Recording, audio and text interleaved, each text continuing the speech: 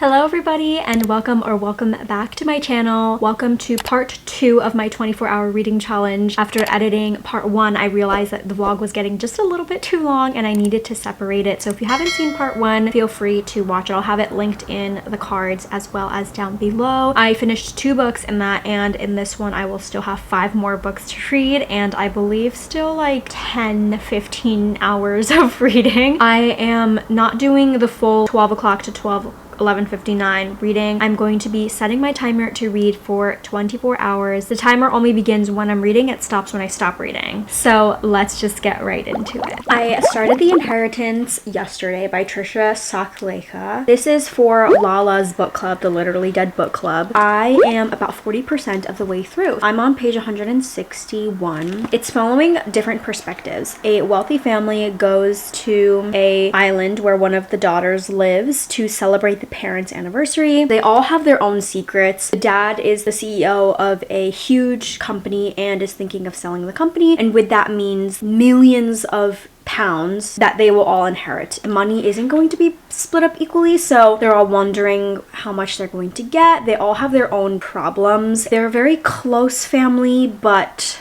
obviously not as close as they think they are. So they all have these secrets. I think someone turns up dead on this island, or there's at least a victim. There's the parents, and then there's 3 children, and then the one son's wife. She is a white woman. This is a Indian family. So we are following the perspective of Mira, the oldest daughter, I think. Zoe, the wife.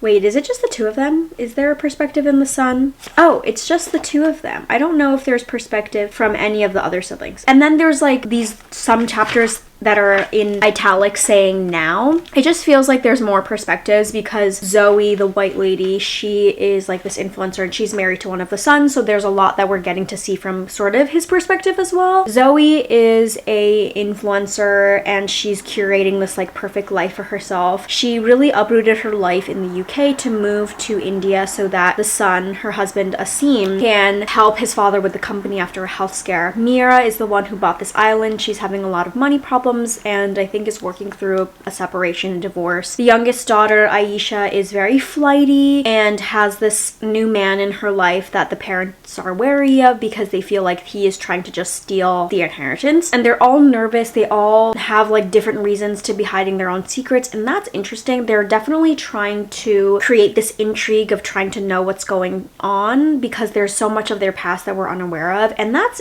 interesting. It's sort of giving like the guest list, like Lucy Foley vibe, Ruth Ware vibes as well, especially the switchback between then and now, like their current present but also the present post the incident, right? So far it's falling short of my enjoyment of the guest list, but I'm curious to see how this is going to end. It is still really high stakes because the point that I'm at right now, it doesn't seem like they're all going to be getting what they want. Like I said before, I have about 12 hours and 29 minutes left. That number is dwindling. I was really happy I was able to read on the treadmill today. I hope to read more on my commute. It is before 11 p.m. and I'm in bed. My sister and I ran our first ever 5K today, like official 5K race. I ran a personal best, as did my sister. It felt really nice. We had like people come cheer us on. We got breakfast after. I ran too fast. Coda totally missed me at the finish line, but it was all good and I'm exhausted. I ran on less than 5 hours of sleep, took a nap, still really tired, but I didn't get to finish The Inheritance yesterday, so I definitely want to finish this today. I think I have like 30 pages left. At the moment, I have about 11 and a half hours. If I can stay awake a little bit longer, I do want to start a new book.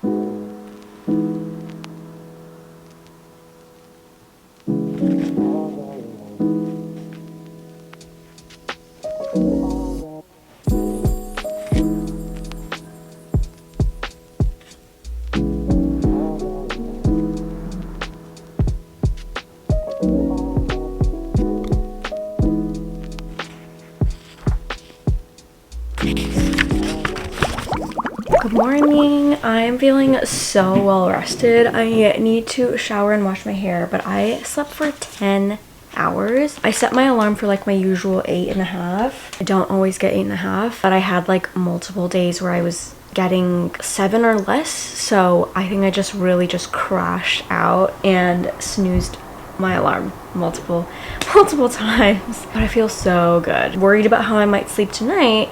Probably won't be able to sleep, but I finished The Inheritance though. I was falling asleep for the last little bit, not because of how boring it was, just because of how tired I was. I tried to like look up discussion chats, like pages about this on the Literally Dead Book Club Goodreads page, as Lala usually sets up, but I was only able to find stuff for older things. I'm not really sure. I didn't look really hard. A lot of people on Goodreads like really enjoyed this book, although I did see on the Literally Dead Book Club Instagram post about this being the April book that some people were not loving the ending. I'm giving this book 3 stars, sorry. I think it's spring break, so the kid upstairs doesn't have school. Oh my gosh, it's so loud. This first book was really intriguing. Like I said, it was giving Lucy Foley, it was giving Ruth Ware. There were a lot of secrets, and I really enjoyed trying to figure out who was keeping what secret. But then towards the end, like Mira, she's separated from her husband. She needs money to restore this island. It really like gives her peace, but she has like no income at all except for her husband. Supposedly the island would give her income, but it's not ready yet. That storyline really was so anticlimactic for me. I just felt really disappointed about how it ended up, and it was just like, oh yeah, you know, it's not a big deal. I hated that. For Aisha, it was kind of dumb. She's like clearly walked all over by her family. They feel like they can control her, and it's a way to like protect her because of what happened to their family years ago, but it just feels like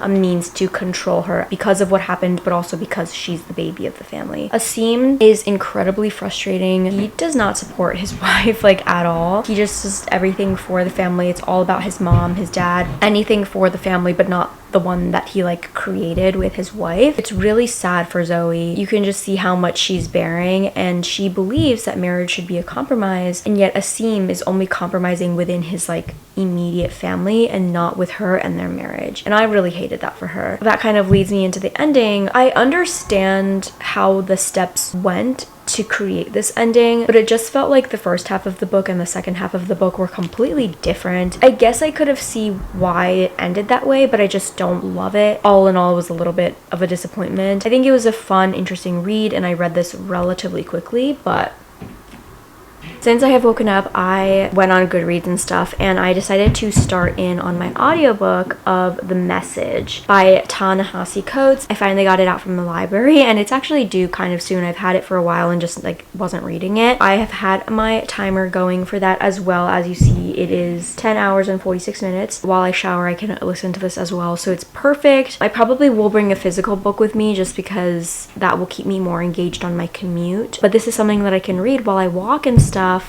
Through reporting, I begin to comprehend the truth. That moment of comprehension is ecstatic.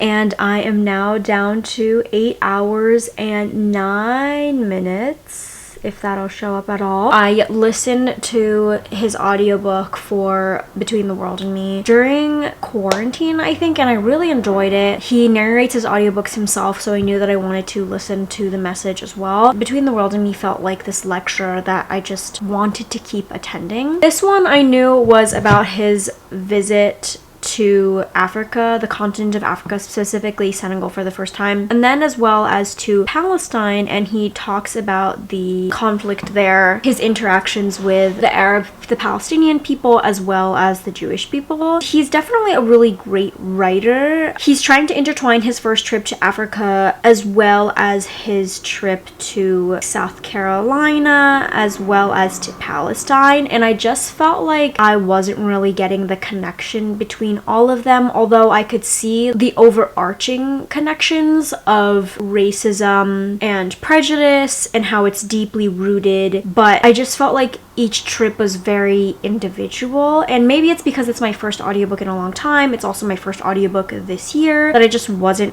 really seeing this, and he doesn't offer any like easy solutions, obviously, because there aren't. It's nonfiction, and I'm not going to be rating it anyway, but I think I definitely enjoyed reading or listening to Between the World and Me a lot more. Now I can return this early to the library as there are so many people waiting for this. I think the library had to acquire require more audiobooks because of that. I do have a different audiobook that's only 3 hours long, but I think I will start in on my physical book because I have a commute ahead of me. I will be taking with me my April book of the month pick, which is Every Sweet Thing is Bitter by Samantha Crewson. Alrighty, initial impressions on this book. I'm not loving it. First of all, I really hate that the font is incredibly large for like no reason. It makes me feel like I'm a child. I'm not like really vibing with any of the characters. I will say that even though I slept so much, it's one of those patterns of like sleeping too much makes you tired. And so that was me yesterday. I fell asleep really hard on the way to work and back. So I've had to reread some bits and I didn't actually read as much as I thought I did. So the timer is a little bit messed up because of that. I have about 6.5 hours. I'm getting worried because I've already at this point completed 4 books. I still have some time left and I also might not have an upload for this week because of this. So far, Providence's mom has gone missing and she is back home in this town. She's met her father, both of her sisters. Her sisters are both still very troubled girls as well. Very estranged relationship. She's staying with a friend on the reservation nearby whose brother's a cop. I don't know. I'm just like not really vibing with anyone. They all seem like really not great people. Providence is like annoying. It's giving a lot of like, oh yeah, I'm a bad girl. I have so many tattoos. I drink whiskey and I'm bad. You shouldn't be friends with me. Everybody in this town has it out for me. And it's a little bit annoying. So there's that. I might give it to today to see if I have like it in me to finish this book, but I'm not really vibing with it. I think tomorrow, which is like really the last day that I need to finish and wrap up this vlog in order for me to be able to edit and upload it on time. Good morning. I started an audiobook. I do still have a little bit of Every Sweet Thing is Bitter to read. I was getting really tired last night, so I didn't get to finish it, but I think I have like 60 pages of this left. Let me pause my timer. I have 4.5 hours left to read, and I've started the novella for the Maid series, the Mistletoe mystery. I thought this book would finish out the series. It's not. I passed by a bookstore over the weekend to find that there's a new release. I will not be continuing the series, but I will listen to this audiobook. It helps this challenge. I can delete that series off of the ones that I'm doing. That's another series on my channel. I think it's my last upload if you've seen it. I have another audiobook that became ready as well, a smutty romance. I forgot how corny this series is. That's like kind of the reason why I don't want to continue it anymore. I feel like it could have been a standalone. She's just this really quirky character that is just a lot. In terms of Every Sweet Thing is Bitter, this book is so boring. It reads like a debut. I don't feel like there's any mystery, anything super interesting. Because of the fact that I don't care about any of the characters, I just don't really care to find out what happened to the mom or why. I just am not invested in anything at all. Not even the plot, not even the characters. I was gonna watch an episode of New Girl because I'm really getting through my rewatch again, but I think I will just listen to my audiobook while I eat. So I have 3 hours and 45 minutes left right now. This book is so stupid. Like I said, this is a Christmas novella. If you don't know the Maid series, the first one at least was following this quirky little maid named Molly. She is working at the Grand Regency Hotel or something, like a really nice fancy hotel, and someone dies. She is being accused of the murder, and she and her little band of friends at the hotel are trying to figure out who did it. Oh, I need to charge my phone. It's now become this whole series that I don't really understand. I don't really understand why it's necessary to become a series. Like, she's just a maid. Why is she solving another crime? Why are there so many dead bodies at this hotel? I don't want to stay there. And then this book, there's no murder this time, but there is a little bit of a mystery because Secret Santa is coming up and her boyfriend is acting really shady. She feels like he's maybe cheating on her. She doesn't want to assume because you make an ass out of you and me or whatever it is that she says. That's the mystery. And it's so silly because it's really obvious what's going on. I don't want to ruin the book, but I feel like this is really pointless. I'm already like 60% of the way through, and just for the purpose of this vlog and the time, I am going to continue listening to it, but She's so dense. Like, she's definitely on the spectrum or something and they're just not saying it. It's getting kind of ridiculous in this way. I feel like this would work better if this was a YA novel because of how it spells it out for you, that it almost ruins the whole book. I went grocery shopping. I went all the way to H Mart. I'm making Korean army stew tonight, so I needed to get some ingredients, and I started a new audiobook and finished my book. So I am now about 2 hours in. I'm reading To Ravish a Rogue. I finished Mistletoe Mystery before I left, and I'm giving that 1 star. Pretty self-explanatory, really short, whatever. This book, I think I requested the library to get after seeing Riley Marie read it, and it's so weird. I'm pretty sure this guy is a pirate, sorry. He's not human. He has multiple penises. I'm very confused. I'm like 24% of the way in. I'm debating whether or not I should continue this as I continue to read this. Charlotte is basically a stowaway on this ship. She's trying to get back to her home in Atlantis to reach her sister. Women are not allowed to be on ships. They're seen as bad luck. She becomes like this pirate captain, Lyrian's captive, and they're fucking a lot. They're unable to like stay away from each other. He like immediately knows that she is a woman, but he like thinks it's so funny that she's trying to disguise herself as like a young 12-year-old boy on this ship as a member of his crew. He's like, "You'll be safe with me in my bed. You'll have to sleep at the foot of my bed, blah blah blah." And he just finds it really amusing to see how like uncomfortable she gets with the situation because she's in such close quarters with a man and she's like super horny. So I'm not really understanding what's going on except that there's a lot of sex. I can definitely listen to this while I start cooking. I'm just like confused. It's all sex and like